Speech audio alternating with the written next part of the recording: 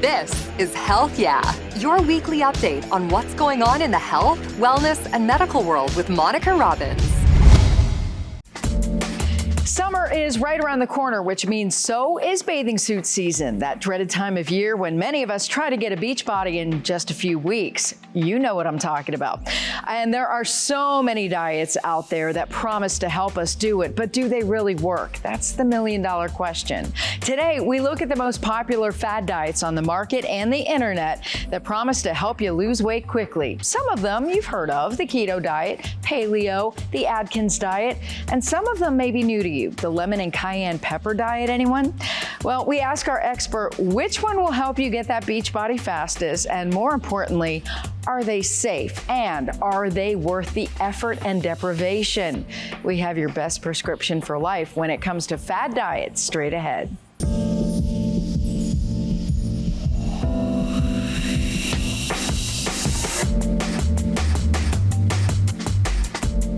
Hi, and welcome to Prescription for Life. I'm Monica Robbins, and this is the health and wellness show where we try to answer your questions about the everyday problems we all deal with, like today's hot topic, how to drop a quick 10 to 15 pounds.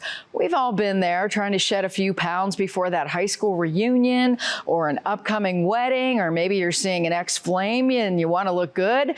Well, this is the time of year you don't want to be hiding under a towel while you're poolside. There are plenty of diets out there that promise big results and a lot of people who want to try them. In fact, one poll found that the average person will try 2 fad diets a year and dozens over their lifetime. So if you find yourself Googling how to lose weight fast, no, you are not alone. We are going to talk to a nutritionist about all of these diets in just a minute. But first, how did we get to a point where fad diets even became a thing? If you feel like you're battling the bulge a bit more today than you were 10 or 20 years ago, well, your dinner plate may be to blame. Take a look at this report from our station KFMB in San Diego. Some claim that the salad plates that we eat off today are the same size of what our dinner plates used to be back in the 60s. So we verify, are dishes larger than what they were 6 decades ago? Our sources are registered dietitian and cookbook author Lisa Andrews, nutrition dietitian Dr. Sandra Frank, who analyzed plate sizes, and the Smithsonian National Museum of American History. Registered dietitian Lisa Andrews says portion control may be tough. So the plates themselves have definitely increased. So they are quite a bit bigger, about 36%. When you Google plate sizes over the years, the blog post written by registered nutrition dietitian Dr. Sandra Frank is populated at the top. I started to wonder, how much has plate sizes changed? And that's when I went into like a dollar store with a tape measure, and I started to pull different plates. Frank says she knows from personal experience, but also found that plate sizes have grown from 8.5 inches in 1960 to 10 inches in the 1980s, 11 inches in the 2000s to 12 inches today. That means salad plates we use now used to be the size of our dinner plate in the 60s. Frank says this means with dishes that size, calories on a plate have more than doubled. Well, people like to fill their plates. And once they fill their plates and they eat everything on the plate, there's a feeling of satisfaction. To-go cups are sizing up too. Food historian Dr. Ashley Young at the Smithsonian National Museum of American History says anecdotally, she observed the increase in plate size in the second half of the 20th century, but points to an exhibit in the museum. It shows in the 1970s, 7-Eleven Slurpees were served in 12-ounce cups, and in 2017, the Texas-based Stripes convenience store served the slushy in a 64-ounce container. Why do you think that the size of plates are larger now? It's a good question, but I think it's just sort of this customer, like we need to please the customer and this assumption that more is probably better. So we can verify that, yes, the size of dishes is larger than what it was in the 1960s. With your Verify, I'm Abby Alford, CBS 8. Okay, so we get it. We are eating more, and that fuels the $76 billion diet industry. Yes, diets are a $76 billion with a B dollar business. So which one should you invest in? Are any of them worth it? Here's what our expert has to say. We are joined now by Beth Zeroni, who is a registered dietitian with Cleveland Clinic Center for Human Nutrition. Thank you so much for being here. Thank you so much for having me, really. So we are talking fad diets. It's the hot thing to do. We're heading into summer. Everybody wants to fit into the bathing suit. Is there a fad diet that actually works? Unfortunately, there's not. Fad diets are exactly what it is. It's for short time. You know, you have a high school reunion, you've got a cruise, you want to fit into that bathing suit. And so what happens is people do extreme measures for a short amount of time. But what we know is that they're just not able to sustain them long term. And so any weight loss that you're going to lose, you're going to end up gaining it back plus some. Really? Yeah. So if you're like scrambling, trying to lose 10 pounds for an event coming up, a graduation party, whatever, buyer beware. Yeah. Absolutely, yeah, because anytime that we're going to restrict the diet, we're going to end up compromising our muscle stores, which is really the main part of our metabolism. So when we lose muscle and then we gain that weight back, we're going to gain fat back.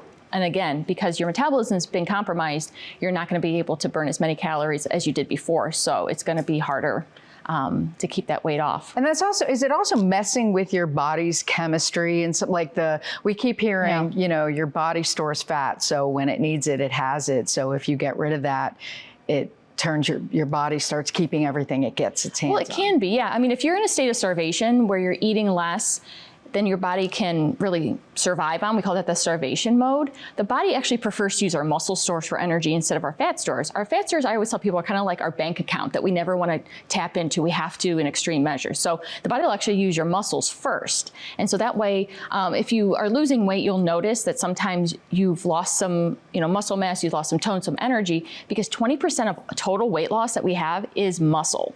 And so, like I said, over time, you might be tapping into some of that fat stores, you're tapping into your muscle stores, and then again, you're throwing off that metabolism. And unfortunately, as we get older, we lose muscle naturally. So that's why it's harder to lose weight as we age as well. So quickly, I see every dietary supplement on every internet game I play, anytime I'm surfing, every social media site.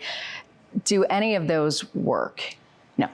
And the reason being is because it's not FDA necessarily approved. So you could be getting a batch of one very potent batch, think it works great for whatever reason you're taking it for. You go back to take it again and it's not as effective. Because it's not regulated and because it's not medication, there's nothing that really is going to work.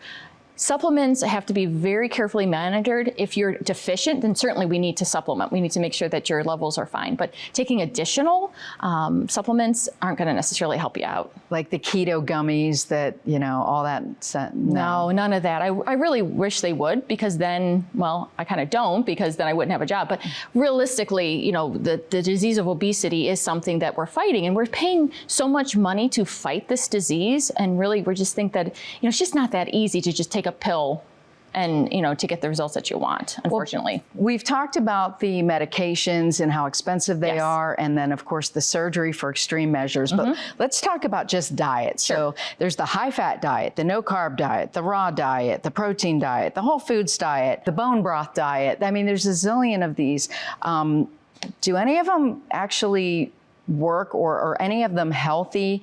Or is there one 100% please stay away from? So realistically, short term, probably any of them would be effective, because again, you're decreasing your overall caloric intake. And so if you're eating more than what you need, and now all of a sudden you're restricting, short term, you're going to lose the weight. But long term wise, there's just not going to be, because you're not going to get the variety of all the nutrients that you need. You're going to eliminate food groups. You might go long periods of time between eating. And so that, again, that's going to set your metabolism up to just be way off. Intermittent fasting is the new hot thing. It is. Is it good for you? So that's a really interesting question, because the research really does not 100% say one way or the other. Do I have people that come in and do it and do great? Absolutely. I think a lot of times what happens is because you give yourself that window of restriction, and you maybe were like a night eater before, and you say, I'm not eating after 7. Well, just by default, you're going to eat less calories because you're not eating all night.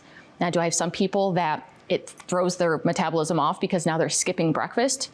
Sure. So I think it really depends on just taking a step back and looking to see, what am I doing, or what are my goals? Because intermittent fasting might work great for you. If you can control the calories within, an 8-hour window and do an 18-hour or 16-hour rather fast, that's great. But if you're a night shift worker and you're fasting while you're awake, and then you don't have time to eat because you're sleeping. Like you just have to kind of look back and talk to your physician, talk to a dietitian, talk to somebody to kind of get a better idea of really what's going to work. One size doesn't fit all, unfortunately. That's a great point. Let's talk about life stages too, because I could do a diet for 3 days, in my 20s and lose, 8 pounds. And then now it takes like 8 months to lose the same amount of weight. So what do people need to keep in mind? And is there anything, especially women of, menopause years, is there anything they can do to speed up that metabolism just using diet alone? So it's really a difficult thing because, again, there might be other underlying conditions. You might have polycystic ovarian syndrome. You might have type 2. So there might be some other underlying conditions that are going to affect that metabolism. The other thing to remember, too, is that our body has memory of previous diet attempts. So when we're 20 and we do, the grapefruit diet or whatever it is for 3 days because we want to fit into a dress, no problem. And then we go back to it maybe a year or two later and it's not as successful. It's because your body remembers and says, how dare you try to starve me? And I'll show you. So I think a lot of that has to do with it. But the other thing is, there is a condition, it's a big word called sarcopenia. So it just really means we're losing muscle as we age, and this is men and women. So the complicated thing is that as women, as we age and we're losing, all those gender hormones or losing that estrogen, it really does make it way more difficult. So I think the most important thing is if you see that you are creeping up on your weight, that you're premenopausal, I think that's the time to act. I think after the fact, when you've gained the weight, it's going to be much more difficult to lose it after the fact than to kind of be proactive ahead of the game and really look for that help now. So then that way it'll be much easier as you go into those phases. All those women watching who just already gained the weight. I know. Their hearts are breaking right now. Well, there are things we can do. There's always ways we can kind of tidy up our diets a bit and increase in physical activity, which is really important too as we age because our bone density decreases. So making sure that you do have routine physical activity is going to be important.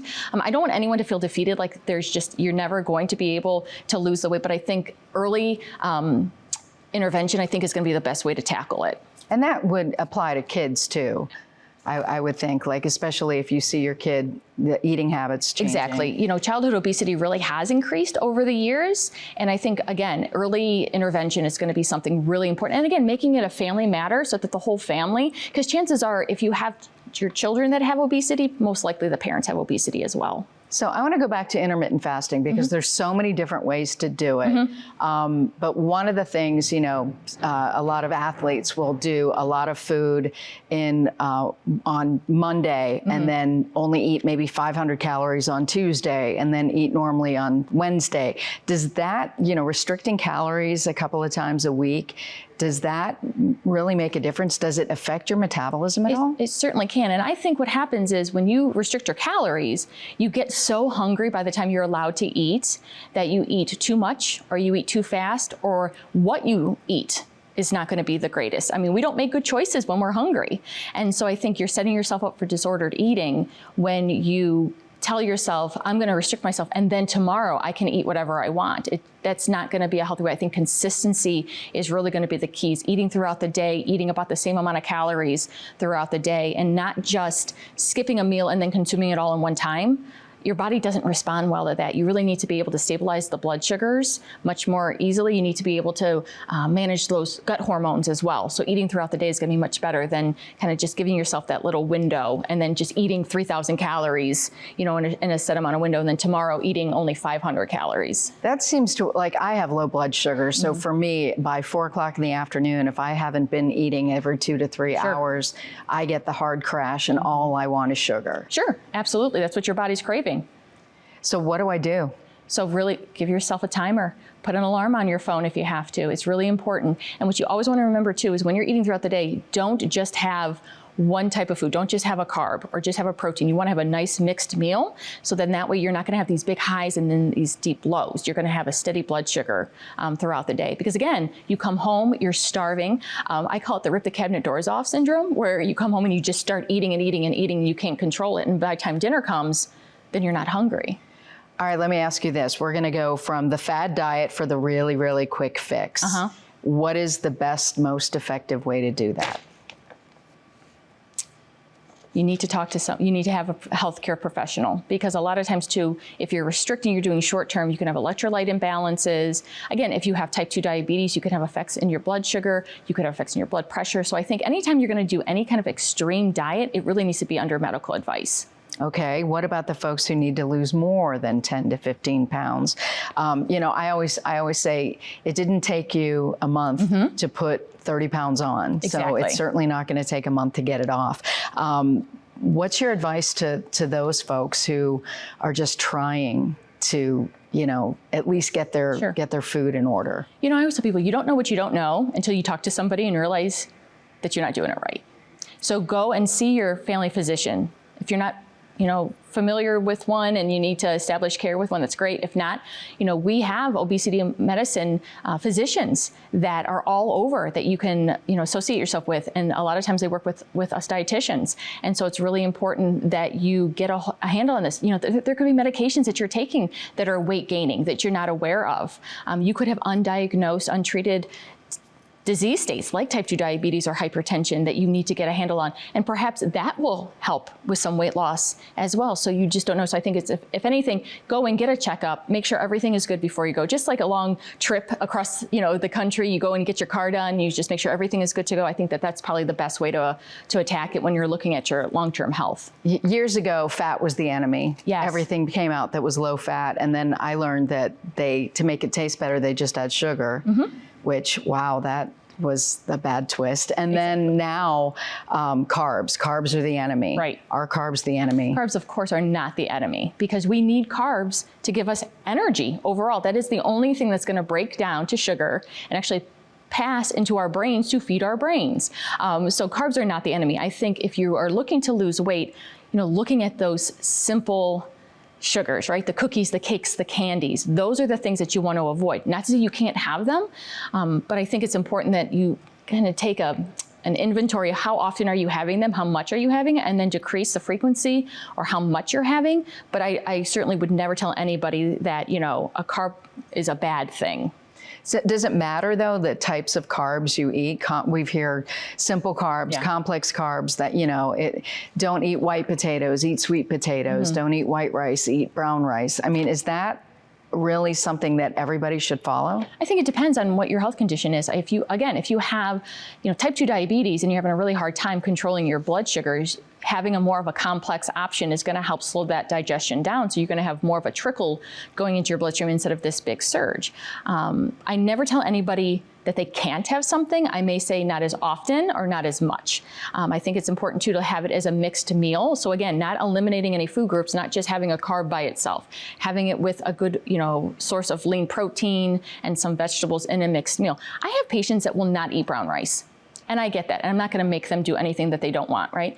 How do we compromise? How do we mix? Do we mix maybe some less white rice with more vegetables and kind of get that same satiety factor that you're looking for, so that way you're not super hungry and eating, snackies after dinner? So I think it just really kind of depends. There's no magic bullet. There's no set diet that's going to work for everybody. So really kind of knowing what do you like, what don't you like, what fits in your day, what fits in your budget is really going to be important, because if you go off and have this really super expensive diet that you're only going to be able to have for 3 months because, produce and meat is so expensive and you just can't, handle it, you're setting yourself up for failure. You need to really figure out how are we going to make this work to get you to the goals that you want immediately, but then long-term too. Everybody keeps talking about plant-based diets. And I think one of the issues with saying I'm on a plant-based diet is there are so many different types of plant-based diets. Can you kind of explain, and why is that so important for people to maybe consider? Yeah. So what we know, and I don't even know how many years in running, but the Mediterranean diet has been shown to be the healthiest, best sustaining diet that we have. And majority of it is plant-based. So it will have some fish and some poultry, but a lot of it is going to be plant-based. Beans, lentils, legumes. It's important because we don't need to have as much animal products in our diets as some people may feel that we do. It's more cost effective, I feel, budget friendly, healthier for the environment. It's going to have different proteins. It's going to have different nutrients in it than you would find in animal products. And again, it's just, we know that overall, the nutrients, the vitamins, the minerals, it's going to help decrease your blood pressure. It's going to help improve your cardiac health. It's been shown to help improve Alzheimer's disease. With weight loss, then we're talking about type 2 diabetes, and then of course the disease of obesity. So that across the board, if anyone's trying to find like the gold standard diet, when I say, one size doesn't fit all, that's probably going to be the one if you're looking for long-term wise. The Mediterranean diet is really the one that we want you to follow. And it's doable. Absolutely. You can find products in any sort of grocery store, superstore. You don't have to go to any fancy place. You don't have to necessarily get anything organic. It doesn't have to have anything specific labeled to it. It's a concept. It's not a specific, for breakfast you must eat this, and for lunch you must eat this. It's more conceptual, so it really can fit into anybody's lifestyle. All right, let's move on to fat exercise, because everywhere you go, you can see 15 days to six-pack abs, or 28 days to the perfect booty, whatever, Wouldn't that be great? Yeah.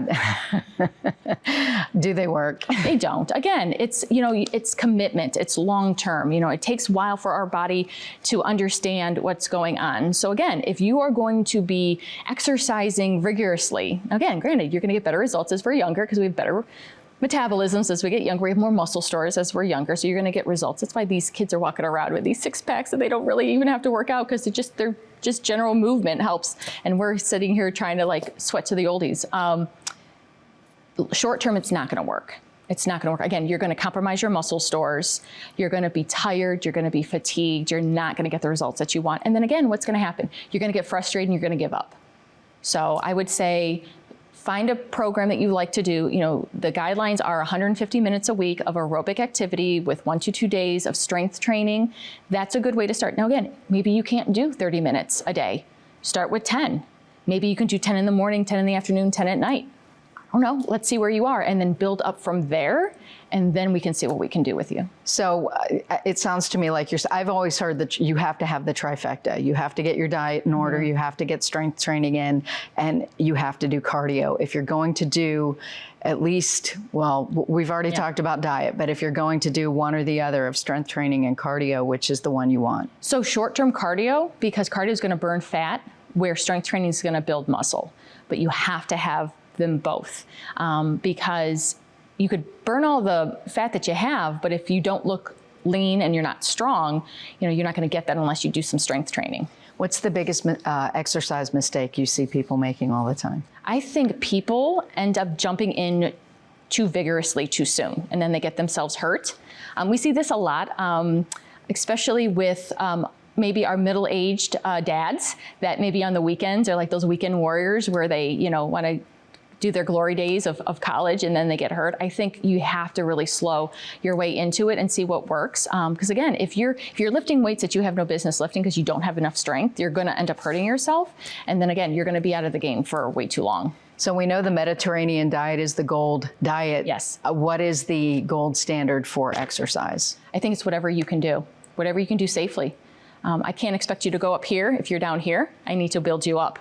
So I think it's like knowing your limits and your boundaries and then finding a way to build yourself up to that. Not everybody wants to go to the gym. So maybe they can use their own weight for resistance against the wall or the floor, or maybe they have hand weights or they have at-home videos. I think it's really important you just kind of assess where you are, build your way up, and then challenge yourself to do more as you get stronger. And we're not talking about just going for a casual stroll, even though that's good. Sure. But can you talk about you have to get your heart rate up? You do. You need to have it so you certainly don't want to go for a walk. If we're walking down the street and we're having this casual walk, that's not aerobic. We're not burning enough calories. You want to be able to, I always tell people, it's like you're late for a meeting.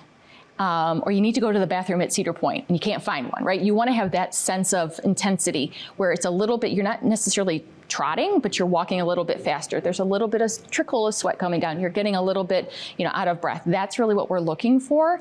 If you get to the point where you're so overly, exhausted that you can't breathe, that's not aerobic either. And so you're not going to burn any fat that way either. So you need to find a nice mix. What a lot of times I tell my patients, and even like my friends that say, I want to, work out, what can I do? interval. So walk at a pace that you're familiar with, that you're comfortable with, and then ramp it up for 5 or 10 seconds at a higher pace.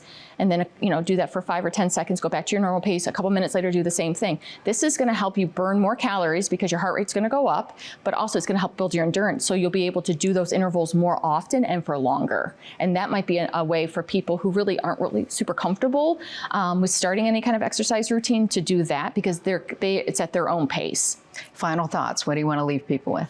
I tell people all the time, you need to make sure you are eating consistently. You cannot skip meals, right? You can't go long periods of time. That's not going to work.